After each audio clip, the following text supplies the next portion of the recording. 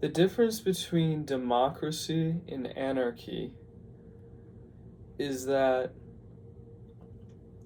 in anarchy, leadership and legitimacy are up in the air or constantly reconsidered, just constantly on an ongoing basis at any time.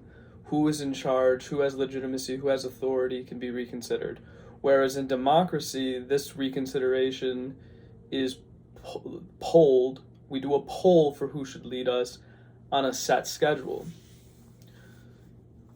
The West, in its traditions, in its formulations of government that empower the individual and empower the population to choose their own leaders, is towards the anarchic end of the spectrum. We have abandoned the idea of a divine right to rule, and we celebrate uniquely compared to other cultures our ability to and the practice of questioning authority and critiquing authority. That is pretty unique to the West, at least to the extent that we do it. And democracy is a good compromise.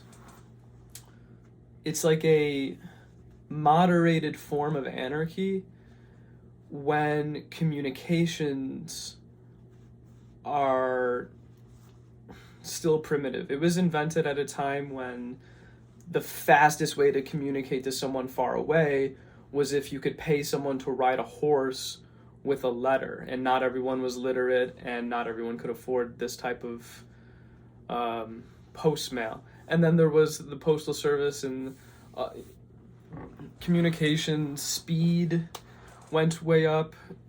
Communications at a distance proliferated. And here we are now with the internet, and you can communicate, restrictions aside, exceptions aside, with anyone at any time across the world. And that's amazing. But what that should have done, and as many thought it would have done, is set us free in a revolutionary way. So there's another thing to consider here. If we want to see if a change of authority is in order, if we want a new president or we want a new governor or whatever it is,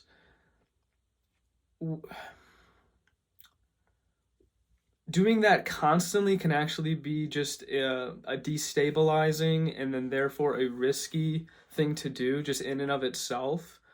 Because if that option is always there, I think it would tend to be over exercised, and leaders do need some time to prove themselves. This is the justification given for why presidents have a 4-year term, putting aside the possibility of impeachment or them committing treason or something like that. They are like granted the right to that full term because the decisions they make early on may not show their outcomes and their benefits for several years. And so we can't necessarily judge a leader right away. We don't see a change right away. So that's true. That should still be considered, but I would say that if there's a consensus that a change is in order, that we do not want a certain president anymore, and I say this from a completely bipartisan perspective. In the case of Donald Trump, I think that was true. And if we had a sense of collective agency and a means to collectively organize and to gather this type of opinion, which is voting is just a systematic and institutionalized way of doing that. It's just opinion polling, basically. If we would have had this set up, he would not have been president. Even the people that voted for him, and even the people that supported him, I think would have been open to change if we had found a quality replacement. And the same is true now of Joe Biden. We chose Joe Biden here in the States because we just wanted some kind of return to normalcy. Someone who's not going to rock the boat too much, so we could just expect that government is going to return to running the way it always has been. And back to the status quo. Status quo is very comfortable. It was just like an exhale. Joe Biden, like, he's not a radical. He's not gonna, like, people don't necessarily like him. Many people said this, but now looking at cognitive decline and other weird things, I think people feeling more comfortable now would choose someone else. So for both Joe Biden and Donald Trump, I think after they're elected, we in the United States would choose to replace them. We just don't have the means to do so. We don't have a sense that we can righteously do that. But we could very easily. The internet affords us this opportunity, but there are certain things lacking in the current internet infrastructure that prevent this. One, most importantly, we do not have a rigid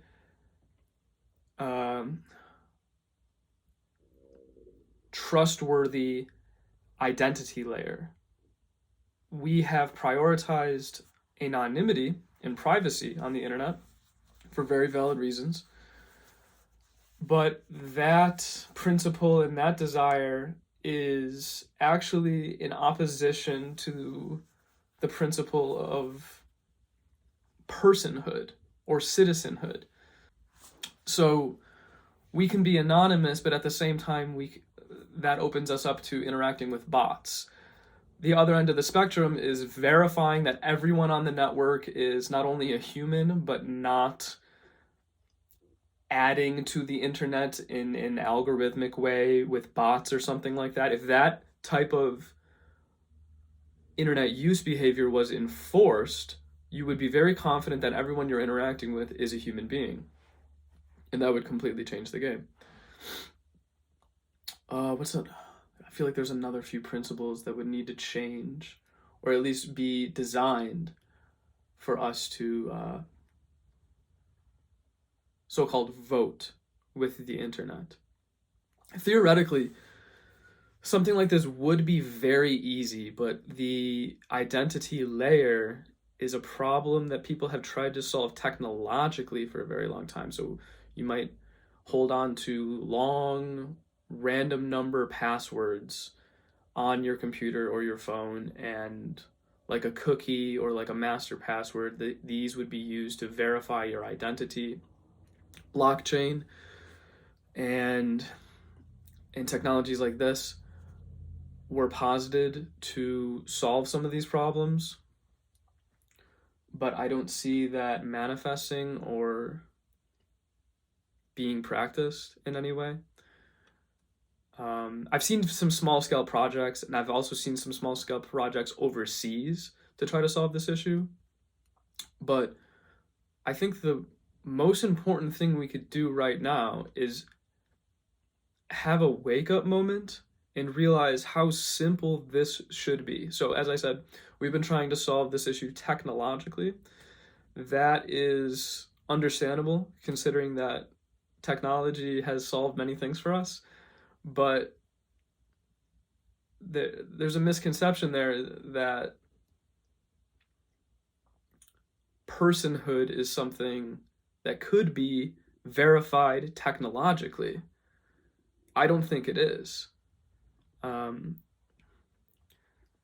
It's weird because now we have AI systems proliferating and coming into public consciousness, even though they've been around for a while. Really, what's happening with things like OpenAI's ChatGPT-3, or with DALL-E or Stable Diffusion image generators, is that these tools are now available to the public at scale. That's really the difference. This technology has been around for those who have been aware. It has gotten better at the same time it has been proliferated.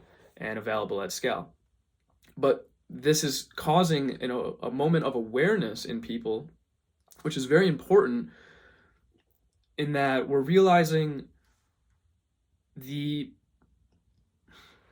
superficial products and output of human work are imitatable by machines. Now, not all are. There's a certain level of creativity and revelation and uniqueness and important, meaningful, creative connections between things that is not going to be imitatable by a machine for a very long time. Except by random chance, if machines will create many of these things, they won't know which are valuable. If you stumble upon one and decide this is actually valuable, really, I think that you did the creative work there. You had the revelation, sorting through a bunch of deterministic recombinations of pre-existing human thought. And that's really what these AI systems are doing, is recombining in a very loose, statistically oriented way. I'll put the technological details aside here, but what's important is the awareness that simple products, simple human creative products can be imitated by machines, and personhood is getting easier and easier to fake. So we can have deep fakes now too, where video of a person, especially a person who's been captured on video a lot, like a famous person, is capable of being made that fools the naked eye. And you can imitate the voice, and you can sync the voice with the video, so you can make Donald Trump say whatever you want. You can make Tom Cruise say whatever you want, and it looks real. And how do we verify what's real? These big companies like Google and Microsoft are trying to create tools to run a test on these media to determine or give an educated guess on which pieces are artificially generated. But this is not the ultimate solution, in the same way that technological solutions for personhood are not the ultimate solution. At the end of the day, truth is something that's verified by human beings.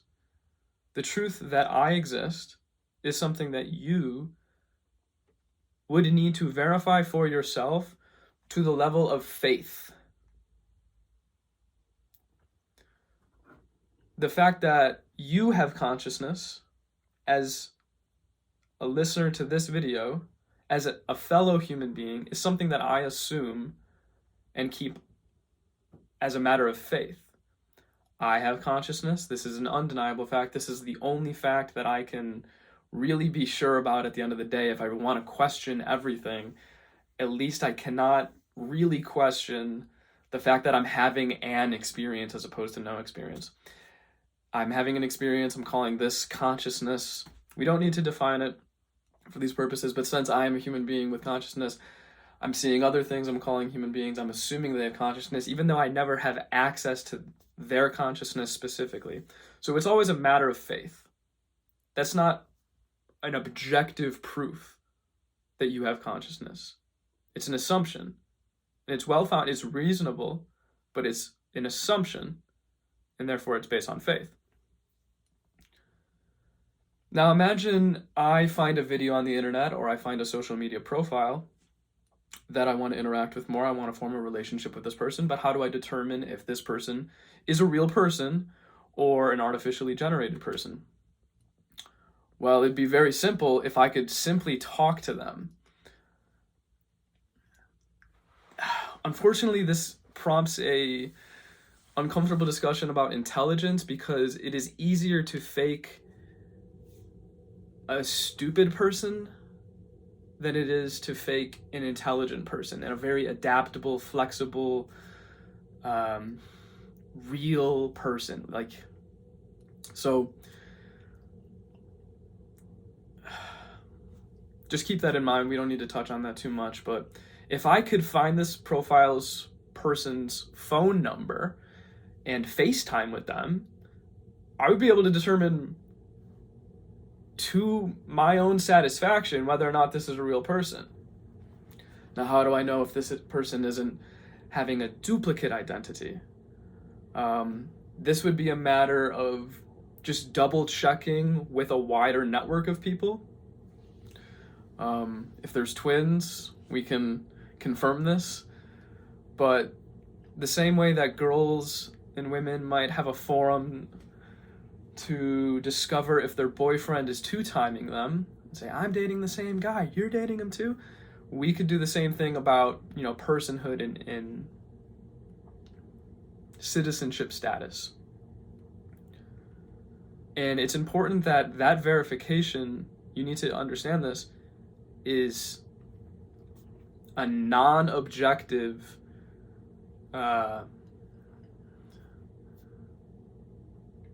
it's a piece of faith. It's something you've been persuaded on. It's not something you could create a technological solution for, like just assigning everyone a number or a barcode, scan your wrist, something like that. That is mistaking the model of reality for reality itself. The model of reality being the list of people. If you view that as the legitimate source of truth about who's a person, then you're missing reality. Where are people in your reality right now? Unless you're in the middle of nowhere, there's someone in a room nearby, or a house nearby, or a car nearby, a cubicle nearby, and you are convinced, unless you're insane, which is possible, that these people are real. You see their face, you hear them breathe, you hear their little footsteps, you see their eye movement. Everything is just unquestionably compelling and real. You don't question it. That's a person, all right? The internet can do the same thing for us through video communications and things like FaceTime. And if we do that and manually assemble a web of verified personhood, like as a list, but as a web, we can create a database, a census. You, of course, have to give up anonymity and privacy in order to do this. But then when that is assembled, now you just add one more step. You say, who do you want to be president? When you call this person on FaceTime and you say, are you a real person? Blah, blah, blah. You ask them a question that no bot could answer right now. All right?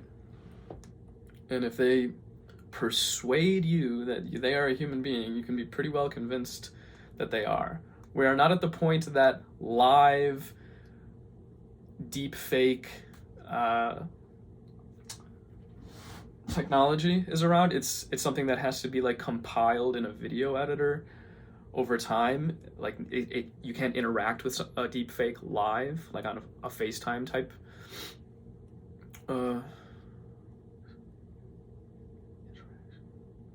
interface.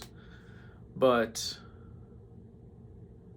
in that case, there is still a reliable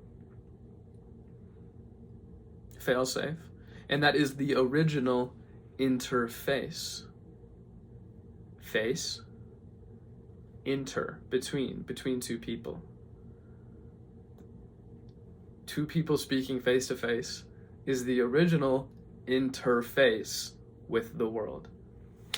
Before screens, before writing.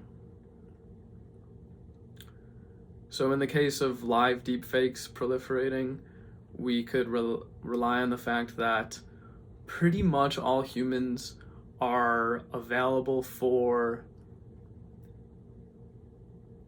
in-person personal verification by some number of people.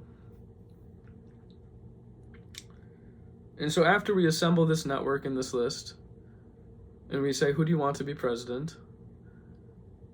you can verify and say, okay, John, it says here you want to vote for A. Yes, I want to vote for A. You called him up. This is John's phone number. This is John's voice. You're convinced. Someone else calls John and verifies this. A few people call John and verify it. They mark that they verified it personally. Same for you. Same for someone else. So this is a very simple human-centric method for assembling collective agency. It's so simple. It's non-technological in its network assembly. It's technological in its ability to communicate across physical distances.